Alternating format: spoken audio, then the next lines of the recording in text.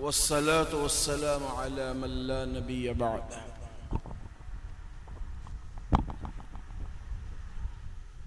दोस्तों, बुजुर्गों, भाइयों,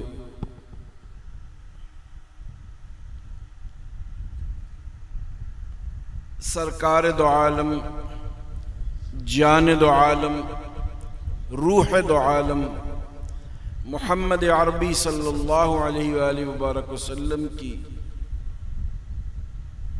सीरत की निस्बत से ये इज्तिमा है।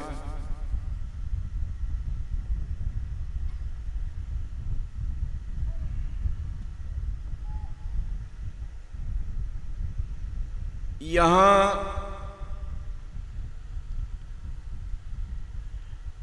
इस इज्तिमा में हाज़री इस फ़कीर की बड़ी खुशबख्ती है, इसलिए कि इस डेरे का नाम आज से 37 बरस कबल हमने ही मुंतखब किया था।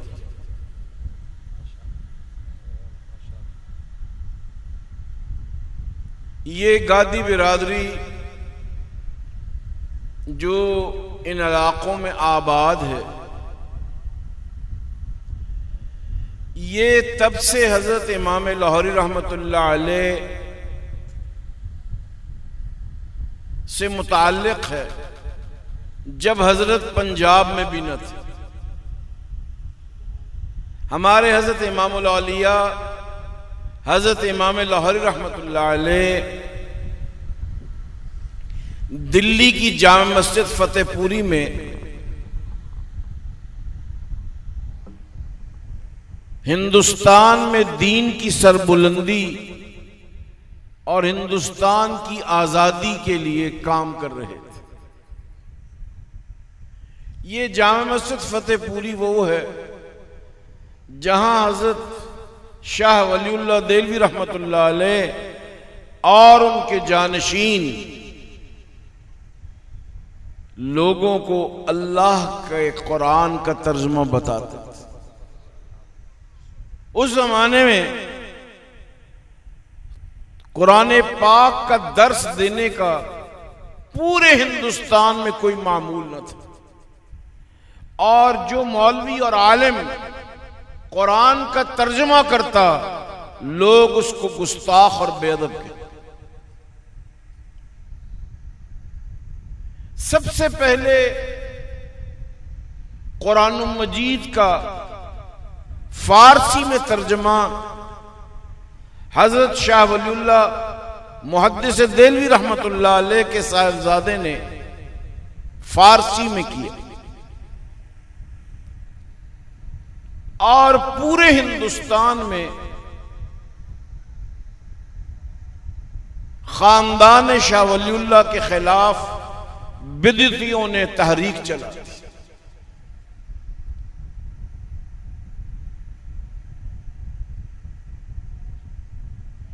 हम जो उलमाए देवबंद के नाम लेवा हैं, उस जमाने में देवबंद का नामो निशान भी न था, लेकिन तमाम अकाबिर उलमाए देवबंद का उस्ताद घराना खानदान शाह वलीउल्लाह देलवी और हजरत इमाम लाहौरी रहमतुल्लाह अलैह और उनके उस्ताद अतालीक और सुतेले वालिद हजरत अक़दस मौलाना उबैदुल्लाह सिंधी रहमतुल्लाह अलैह को खानदान शाह वलीउल्लाह देलवी के साथ एक खास ताल्लुक़ था। इसलिए जब दिल्ली में तर्जुमा कुरान मजीद का रिवाज अहले सुन्नत की तमाम मरकजी मसाजिद में हो गया, तो दर्स देने वाले जामा मस्जिद फतेहपुरी दिल्ली में आके दर्स देने का अंदाज सीखते थे। हमारे हजरत रहमतुल्लाह अलैह ने वहां पर एक इदारा कायम फरमाया जिसका नाम था निज़ारतुल मआरिफुल कुरानी। इस इदारे में दारुल देवबंद से जो तलबा फारिग होते, 1 साल के लिए हजरत लाहौरी रहमतुल्लाह अलैह की खिदमत में मौजूद रहते और सर सैयद अहमद खान जो अलीगढ़ मुस्लिम यूनिवर्सिटी के सरबराह थे, उनके पोते सर रास मसूद हजरत लाहौरी रहमतुल्लाह अलैह से बैत हो चुके थे। तो उन्होंने भी अलीगढ़ मुस्लिम यूनिवर्सिटी से हर साल 100 ग्रेजुएट्स को नज़ारतुल मआरिफुल कुरानिया में कुरान मजीद के मज़ामीन को समझने और उसका तर्जमा सुनने और रटने के लिए हजरत लाहौरी रहमतुल्लाह अलैह के पास दिल्ली की मस्जिद फतेहपुरी में भिजवाना शुरू कर।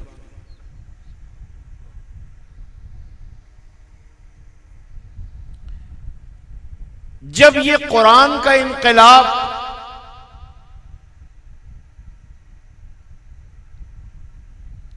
दिल्ली में पहला और अवामी हलकों में पहुंचा तो अंग्रेजों ने कहा कि ये अहमद अली अगर दिल्ली में रह गया तो दिल्ली से अंग्रेज का इख्तदार हमेशा के लिए गुरूब हो जाए। चुनाचे कुरान पहुंचाने और कुरान फैलाने के जुर्म में हजरत लाहौरी रहमतुल्लाह अलैह को दिल्ली से गिरफ्तार करके अंग्रेज लाहौर ले आए।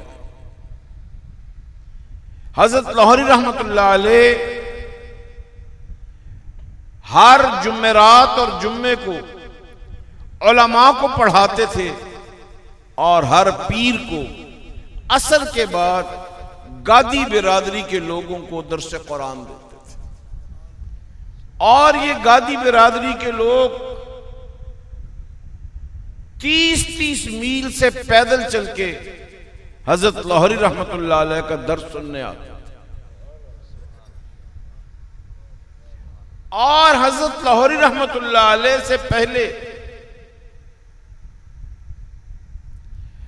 हजरत शाह वलीउल्लाह देलवी रहमतुल्लाह अलैह के साहिबजादे हजरत शाह अब्दुल अजीज देलवी भी हर पीर के पीर दर्स कुरान असर से मगरिब तलक देते।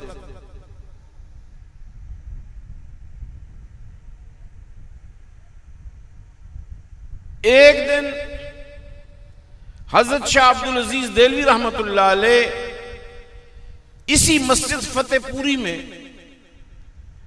असर के बाद दर्स कुरान देकर लोगों से मुसाफा फरमा के अपने घर की तरफ जाने लगे तो एक गादी बिरादरी का बुढ़ा बुजुर्ग आया और कहने लगा, शाह वलीउल्लाह के लौंडे का दर्श खत्म हो गया। उसने हजरत शाह अब्दुल अजीज साहब से पूछा। हजरत ने फरमाया हाँ। कहने लगा, हद तेरे की, हम तो इतनी दूर से दर्श सुनने को आए थे।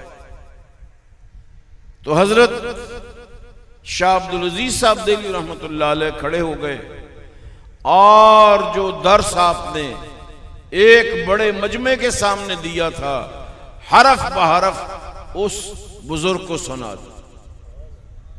हत्ता के आजाने मगरिब हो गई। हजरत ने फरमाया, मियाँ जी वक़्त है, बड़ा वक़्त हो गए है। तो हजरत ने फरमाया, आप ठहरिए, मेरी कुछ मारूजात बाकी। मगरिब की सुनन अदा करके हजरत शाह साहब ने अपना बकिया दर्स मुकम्मल किया। कहने लगा, बड़ा मजा आया है, अल्लाह तुझे खुश रखे और तेरे दर्स को कयामत तक बाकी। तो हजरत लाहौरी रहमतुल्लाह अलैह फरमाते थे, जो मस्जिद फतेहपुरी में हजरत मौलाना उबैदुल्लाह सिंधी और मुझे तर्जुमा कुरान सुनाने की तौफीक हुई, गालिबन उसी बुड्ढे की दुआ लगी। असल में दुआ ऐसी चीज है, अगर दिल से निकले तो बहुत ऊपर जाती है। दुआ ऐसी चीज है कि ये नामुमकिन को मुमकिन बना देती। जब पाकिस्तान बन गया तो कोई गादी नवाबशाह, कोई हैदराबाद, कोई कराची, कोई लाहौर, कोई पिंडी, कोई मियांवाली। तुम जिला मियांवाली के एक कस्बा पिपला में सन 52 में सारे गादी इकट्ठे हुए और हर खानदान के लोगों के नुमाइंदे वहां आए और हजरत रहमतुल्लाह अलैह से तमाम गादी बिरादरी के लोगों ने इज्तिमाई बैत की। तो आज मुझे वही वाक़या और वही मंजर याद आया कि जब ये लोग इस इलाके में आए तो ये सिखों का गुरुद्वारा था। तो जब पहली मर्तबा हमारे हजरात की तवज्जो इस तरफ हुई तो उन्होंने अपने पीर खाने दीनपुर शरीफ के नाम पर इसका नाम दीनपुर रखा और गादी खानदान की निस्बत से इसका नाम दीनपुर गादिया।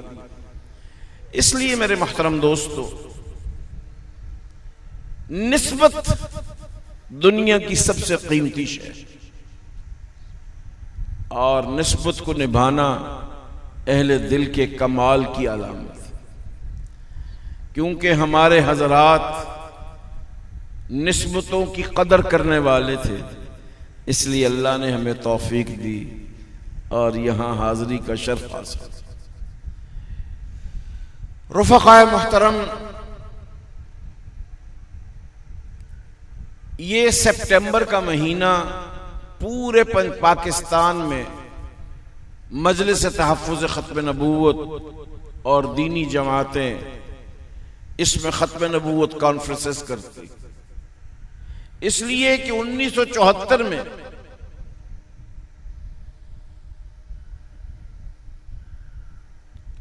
हमारे मुल्तान के नश्तर मेडिकल कॉलेज के 200 तलबा डॉक्टर बनने के बाद तफरीह की गरज से मरी जा रहे थे।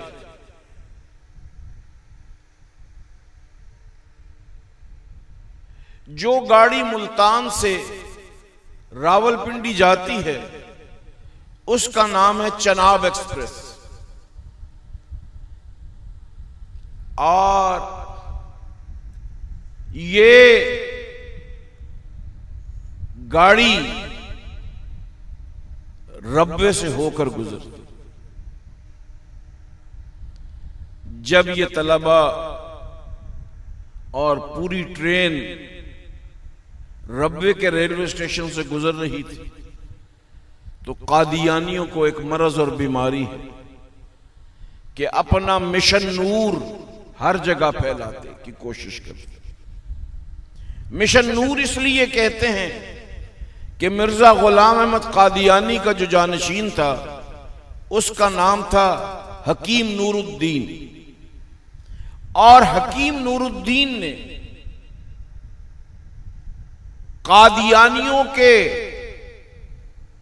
जो असल घराना है उससे ज्यादा कादियानियत की तबलीग के लिए कोशिश की। आज पूरी दुनिया में ये जितने भी बेगैरत हैं ये सब हकीम नूरुद्दीन के गमाश्त। रुफ़क़ाए मुहतरम,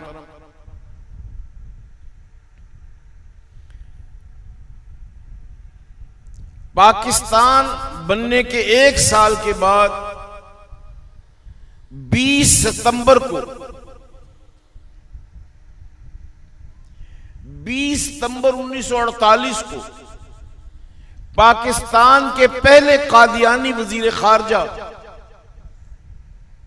सर जफरुल्लाह की कोशिशों से पाकिस्तान के हुक्मरानों ने कादियानियों को 20 सितंबर 1948 में 100 मुरब्बा मील 100 मुरब्बा जमीन अता करते, अलॉट करते।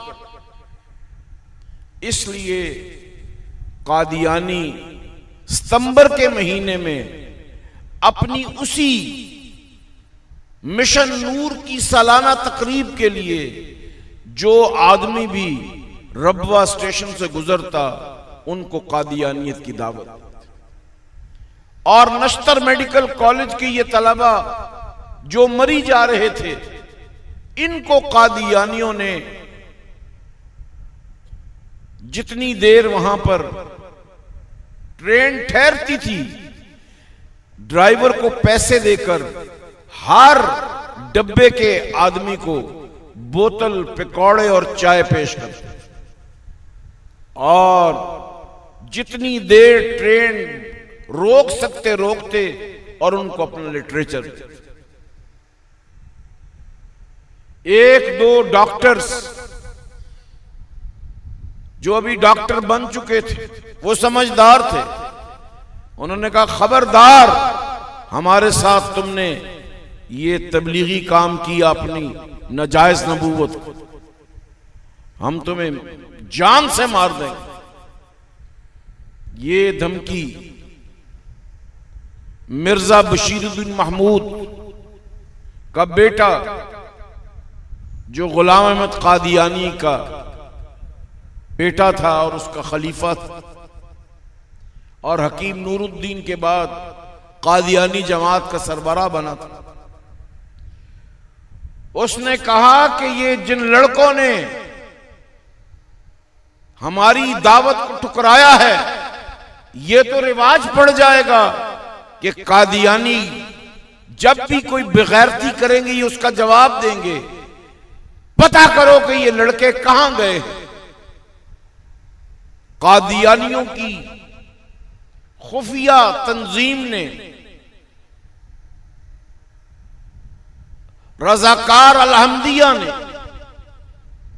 इसका पता लगा और उन्होंने कहा कि ये लड़के 15 दिन के बाद वापस मुल्तान जाए। चुनाचे कादियानियों ने इन तलबा से इंतकाम लेने के लिए मरी में अपने जासूस भेजे। उस जमाने में मोबाइल तो नहीं था, ये जहां से गुजरते वो फोन करके रब्वा में इतला देते कि इतने लड़के हैं यहां से गुजर रहे हैं, अब ट्रेन चल पड़ी। जैसे ही ट्रेन रब्वा के रेलवे स्टेशन पर पहुंची कादियानी गुंडों ने डॉक्टर तलबा पर हमला कर दिया और 74 लड़के जख्मी हो गए। ये खबर सबसे पहले सरगोदा से लाहौर आने वाले एक तालिबुल इल्म ने शेरावाले पहुंचा। हमारे पीरो मुर्शिद हजरत इमामुल हुदा मौलाना उबैदुल अनवर रहमतुल्लाह अलैह ने तमाम उलमा को फौरन शेरावाला दरवाजा में तलब की और उस दिन हजरत मौलाना मोहम्मद यूसुफ बनौरी रहमतुल्लाह अलैह जो कराची में तशरीफ रखते थे फौरन लाहौर तशरीफ ले आए और उलमा ने फैसला किया कि कादियानियों को गैर मुस्लिम अक़लियत करार दिलवाने के अलावा इस फितने का कोई हल नहीं। चुनाचे 1974 में ये तहरीक शुरू हुई और आनी आन में पूरे पाकिस्तान में फैल गई। जुल्फ़िकार अली भुट्टो पाकिस्तान के वजीर आजम, चटान अखबार के एडिटर आगा शोरश काश्मीरी ने भुट्टो साहब से गवर्नर हाउस लाहौर में मुलाकात की और कहा कि आप गैर कादियानियों को गैर मुस्लिम अक़लियत करार दो। उन्होंने कहा मैं पार्लिमानी आदमी हूं, जमहूरी आदमी हूं, मेरे तमाम फैसले पार्लियामेंट करती। चुनाचे फिर शेरावाले में इजलास हुआ और हमारे हजरत रहमतुल्लाह अलैह ने जमीयत उलमा इस्लाम के सेक्रेटरी जनरल हजरत मौलाना मुफ्ती महमूद साहब रहमतुल्लाह अलैह को तमाम उम्मत की तरफ से कादियानियत पर जरा करने के लिए मामूर फरमा। मेरे महतरम दोस्त, कादियानियत को गैर मुस्लिम अक़लियत करार देने के लिए तमाम कौमी असेंबली को एक स्पेशल कमेटी में तब्दील कर दिया। कादियानियों के दो ग्रुप हैं, एक कादियानी ग्रुप और एक लाहौरी ग्रुप। कादियानी गुलाम अहमद को, इस मिर्जा बदबख्त को नबी मानते, लेकिन लाहौरी ग्रुप उसको मुस्ले आजम मानता है। इन दोनों के सरबरा कौमी असेंबली में पेश हुए।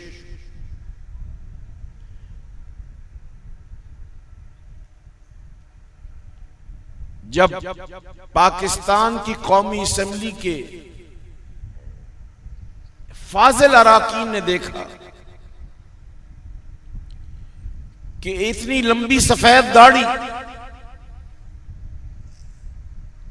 सर पर अमामा, सुन्नत के मुताबिक हर चीज, तो वो कहने लगे ये मौलवी अजीब है, जो मौलवियों से ज्यादा खूबसूरत और मसनून अंदाज से है उसको काफिर बताते।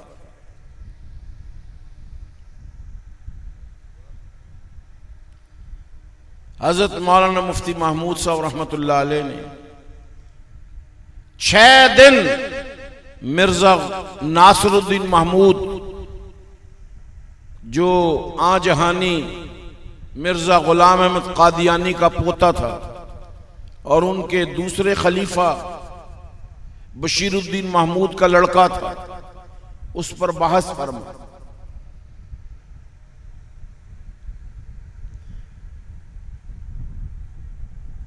मुफ्ती साहब ने जब उसको लाजवाब कर दिया तो वो बड़ा शातिर था।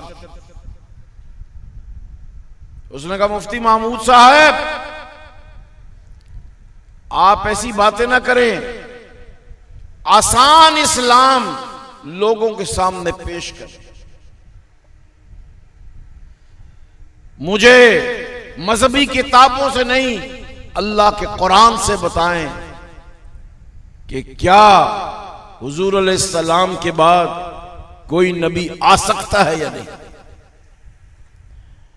हजरत मौलाना मुफ्ती महमूद साहब रहमतुल्लाह अलैह ने फरमाया, तमाम कौमी असेंबली के अराकीन से कि भाइयों,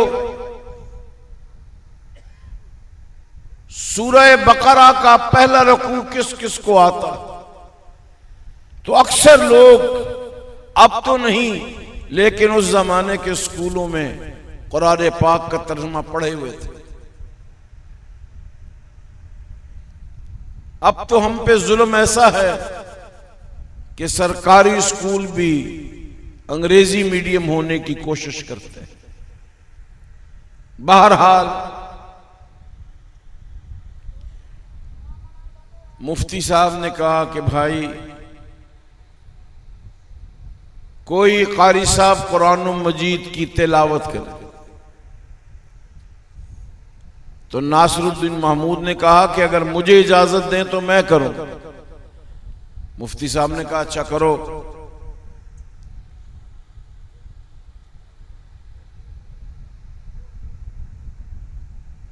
उसने कहा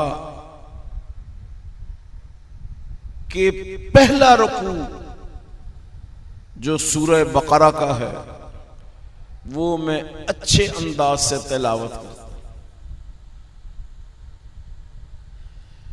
मुफ्ती साहब एक तरफ खड़े हो गए और नासरुद्दीन महमूद ने पढ़ना शुरू किया। आओ इधर आओ भाई, मल से इधर आओ, खड़े हो गए। पहला रुकू पढ़ो।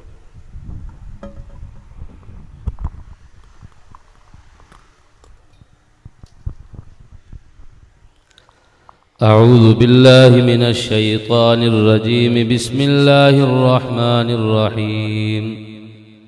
अलिफ लाम मीम, ज़ालिकल किताबु ला रैब फ़ीहि हुदल लिल मुत्तक़ीन अल्लज़ीना युमिनूना बिल ग़ैबि व युक़ीमूनस सलाता व मिम्मा रज़क़नाहुम युनफ़िक़ून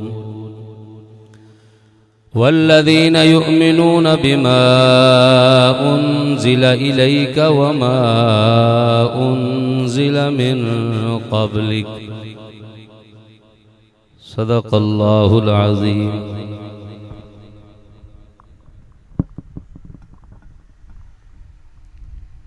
चलो यार, तो जो दो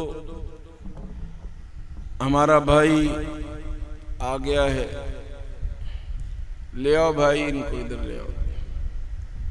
हज़रत मौलाना हन्नान सिद्दीकी साहब आ गए, ले आओ ले आओ ले आओ। अच्छा, मैंने देख लिया, आइए आइए।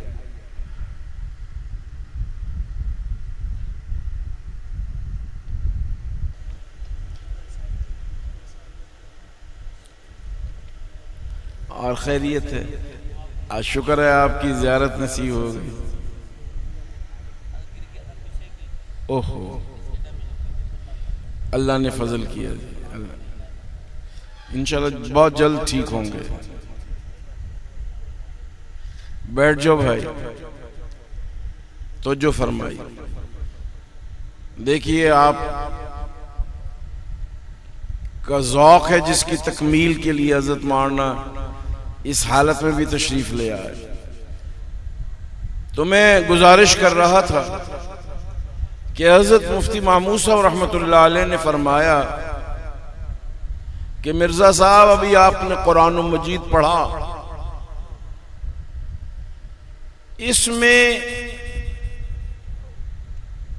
जो चीज लाजमी करार दी गई कि जो कुछ अल्लाह ने नाजिल फरमाया उस पर ईमान लाना जरूरी, और जो मिन क़ब्लिक, इससे पहले अंबिया आए, उन पर भी ईमान लाना जरूरी। और अगर कोई बाद में भी नबी आना होता तो अल्लाह मिन क़ब्लिक के साथ साथ मिन बादिक।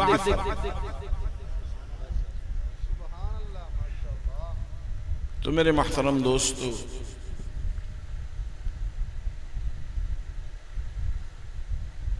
हज़रत मौलाना मुफ्ती महमूद साहब ने दूसरा वार किया।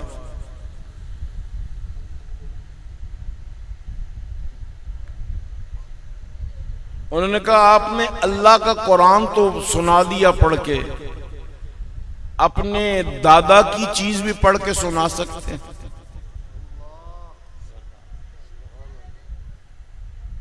तो उसने कहा, जनाब ये तो मेरे लिए सवाब की बात। तो हज़रत मुफ्ती साहब ने हमारे खत्म नबूवत के मुबल्लिग थे,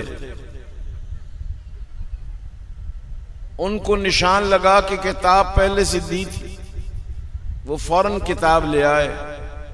तो मुफ्ती साहब ने फरमाया, यहां से पढ़िए। तो मिर्जा गुलाम अहमद कादियानी ने उसमें लिखा था कि जो मुझ पर ईमान नहीं लाते वो ज़ुर्रियतुल बगाया। तो हज़रत ने फरमाया, मिर्जा साहेब ये बताइए कि आपके दादा ने जो ज़ुर्रियतुल बगाया लिखा है, इसका क्या मतलब? तो उन्होंने कहा कि इसके बहुत से मतलब आते हैं।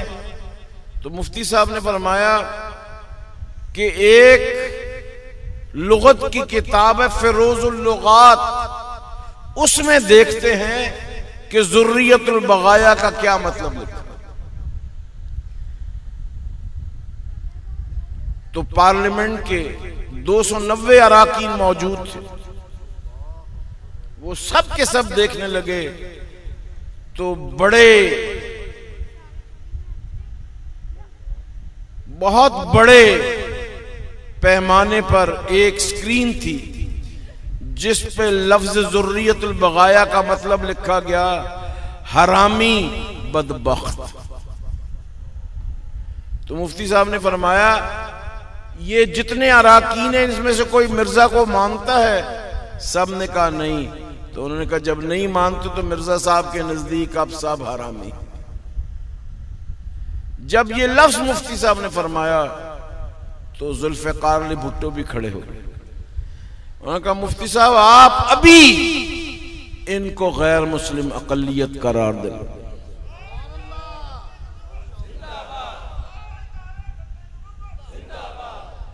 उसी वक्त करारदाद पेश की गई और तमाम ऐवान ने 290 के तमाम 290 के लोगों ने कादियानियों को गैर मुस्लिम अक़लियत करार।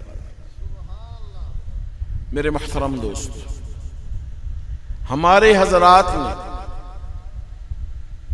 इनको वहां से पकड़ा जहां से इनको फरार का कोई रास्ता नजर नहीं आता। आज जो हम सितंबर के महीने में जा बजा खत्म नबूवत कॉन्फ्रेंसेस करते हैं, इसका मकसद ये है कि हमारे बड़े तो अपना काम कर गए, लेकिन आपको ये फिर शिकार न कर। इस शिकार से बचाने के लिए जब मौलाना अब्दुल हन्नान सिद्दीकी अल्लाह के दरबार में हाजिरी देंगे तो ये कहेंगे कि या अल्लाह मैं इस हालत में भी खत्म नबूवत नौजवानों को बताने और पहुंचाने के लिए चला गया। या अल्लाह इसको मेरी निजात का जरिया बना। आज का ये मजमा और इसके कयामत तक आने वाले तमाम मजालिस और इज्तिमाआत जो भी शिरकत करेंगे उनकी निजात के लिए काफी वाफी शाफी। इसलिए कि हुजूर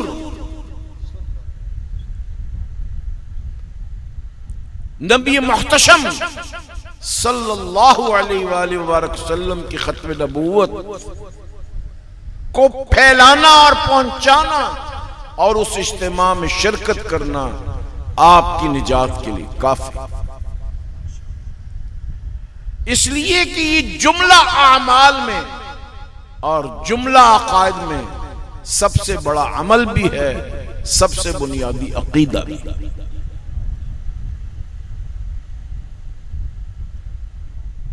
अभी तो फजर तलक हजरत मौलाना अब्दुल हन्नान सिद्दीकी साहब खूबसूरती बखेरेंगे।